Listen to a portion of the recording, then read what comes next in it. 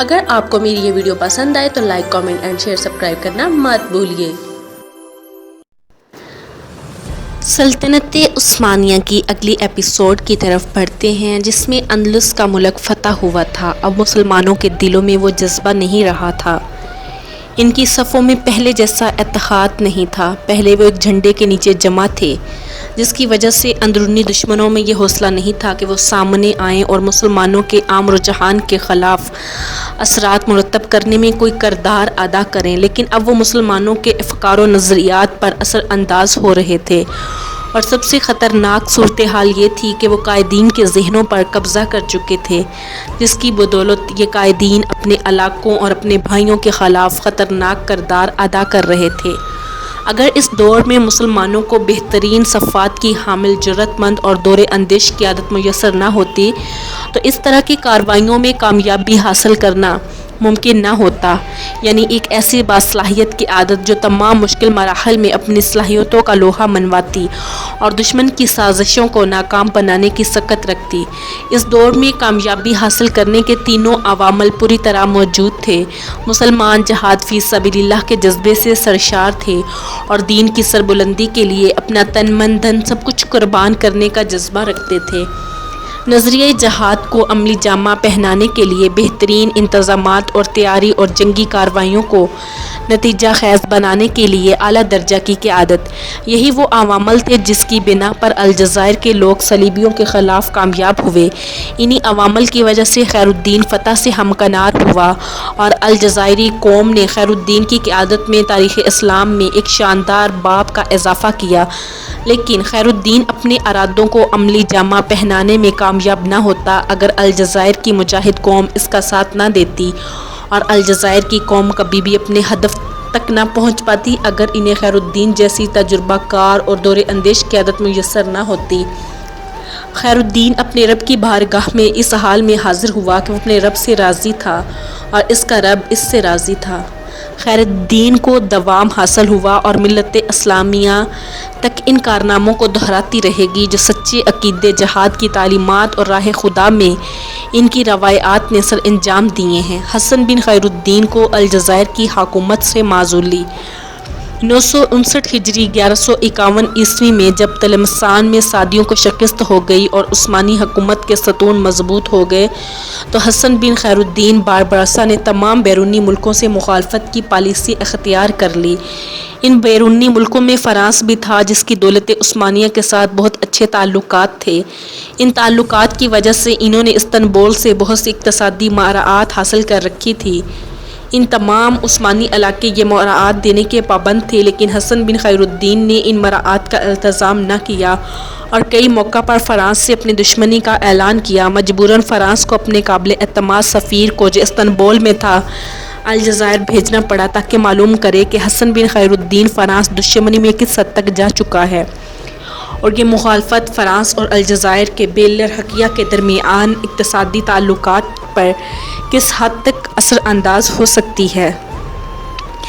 France کے سفیر نے بیلر بک حسن بن خیر الدین سے ملاقات کی اور اسے عسکری امداد دینے کی پیشکش کی تاکہ ہسپانیہ پر دولت عثمانیہ کے حملے کے پلان پر عمل کیا جا سکے، لیکن حسن نے اس پیشکش کو ٹھکرا دیا کیونکہ وہ جانتا تھا کہ اس سے پہلے دولت عثمانیہ کے ساتھ فرانس کا رویہ کیا رہا ہے۔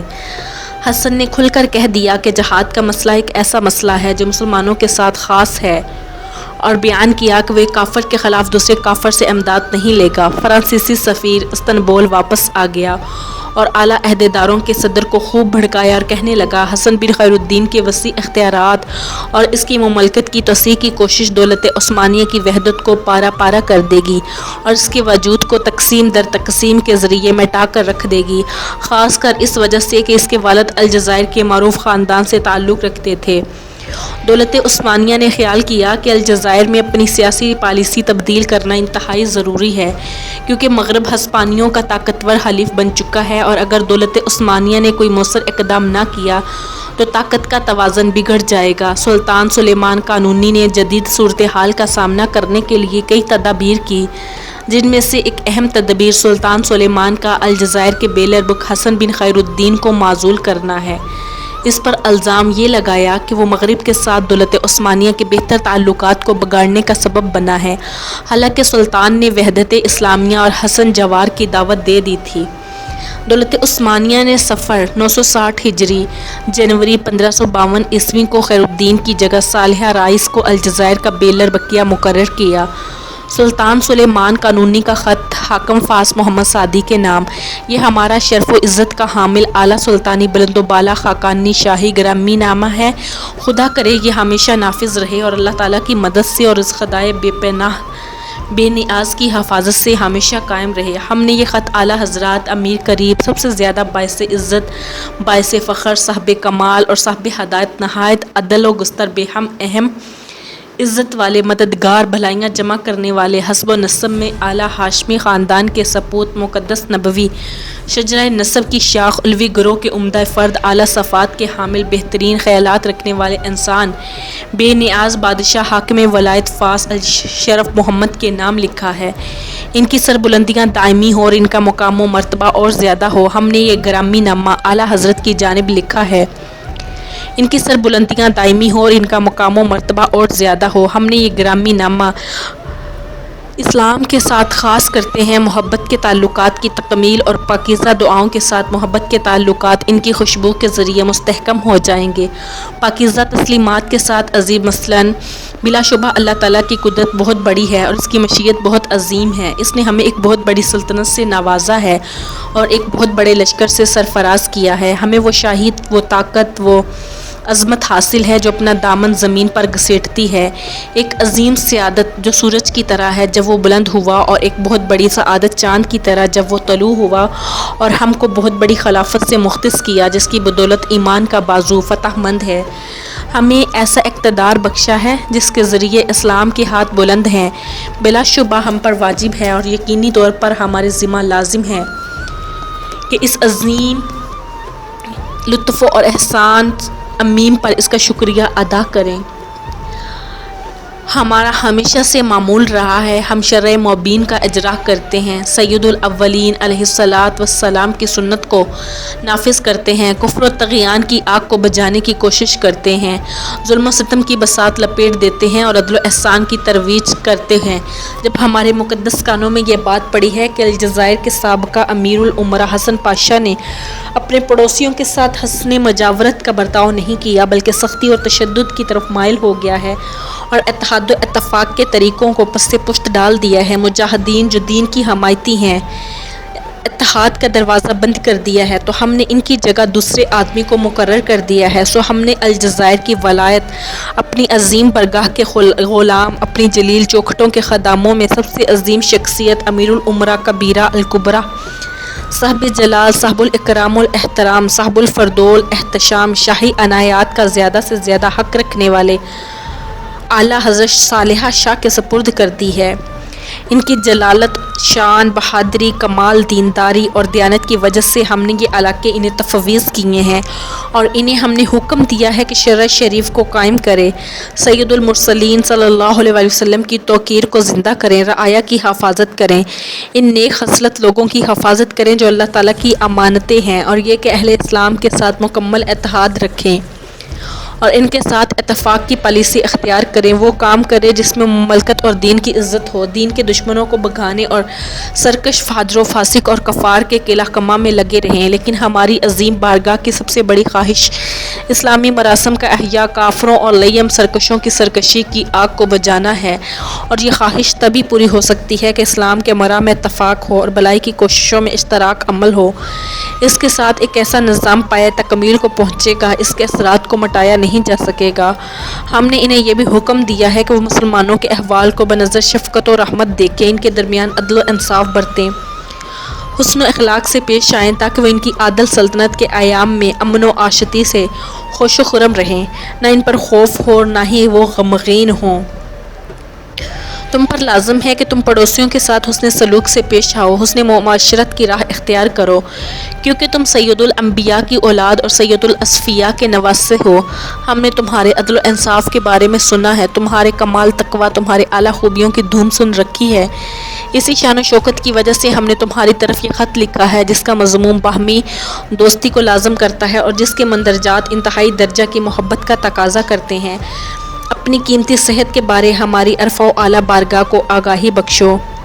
یہ خط ماہ محرم کے شروع میں 959 ہجری بمطابق 1552 جنوری عیسوی کو بے مقام اڈریا نوپل لکھا گیا۔ اسی طرح ایک خط سلطان سلیمان قانونی نے مغرب کے حاکم محمد شیخ سعدی کے نام تحریر کیا اور انہیں خلت بھی عطا کی کہ یہ خط سلطانی حکم نامہ سے عبارت ہے، جس میں سلطان نے کہا ہے، یہ ہمارا مبارک خط ہے جو ہم نے جناب اعلیٰ فاس کے حاکم کے نام لکھا ہے، یعنی شریف محمد کے نام، جو ان دنوں فاس کے فرما روا ہیں۔ ہم ان کو پاکیزہ سلام و تحیات کے ساتھ مخصوص کرتے ہیں، جس کے ذریعے محبت کے تعلقات مکمل ہوں گے اور ان کی خوشبو کے ذریعے مودت کے تعلقات مستحکم ہوں گے۔ پاکیزہ تسلیمات کے ساتھ بے شک اللہ تعالیٰ عظیم قدرتوں کا مالک ہے، اس کی عظیم و شان بہت بلند ہے۔ جب سے اس نے ہمیں اپنی عظیم و ملکت میں ٹھہرایا ہے، جس کے گھوڑوں پر ہم سواری کرتے ہیں، اس نے ہمیں بڑی نعمتوں سے نوازا ہے، جس کے دامن کو ہم گھسیٹتے ہیں، یعنی اس کی نعمتوں کا شکر ادا کرتے ہیں اور ان پر فخر کرتے ہیں،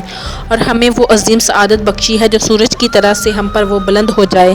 سید الاولین و آخرین کی پاکیزہ سنتوں کو جاری رکھنا، دین کی حمایتی اور مجاہدین کی کافر اور سرکشوں کے خلاف مدد کرنا ہے۔ آپ سید المرسلین قائد الغراجلین صلوات علیہ السلام کی اولاد سے ہو۔ ہم نے آپ کے حسن اخلاق، کمال دینداری، دیانت، خلوص سے دل، صفائے سیرت، مسلمانوں کی حفاظت کے لیے کوششوں اور اعلیٰ دین کو ختم کرنے کی مساعی کے بارے میں سنا ہے۔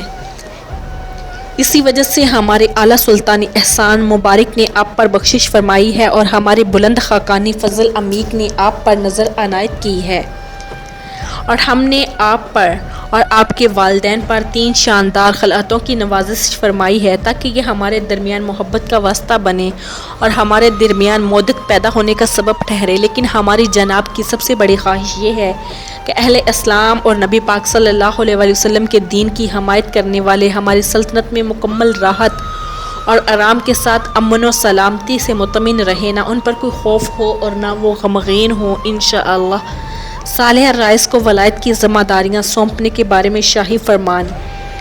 عثمانی فرما روا سلیمان قانونی نے الجزائر کے علماء، فقہا اور تمام رعایا کے نام ایک شاہی فرمان جاری کیا، جس میں انہیں صالحہ رائس کو ولایت کی ذمہ داریاں سونپنے سے مطلع کیا۔ اس شاہی فرمان میں مذکورہ ہے کہ یہ ہمارا فرمان ہے جو ہم نے علماء، فضلاء، فقہا، خطباء، تمام علماء، قائدین، نقباء اور مغربی الجزائر کی سلطنت کے تمام رعایا کے نام ارسال کیا ہے۔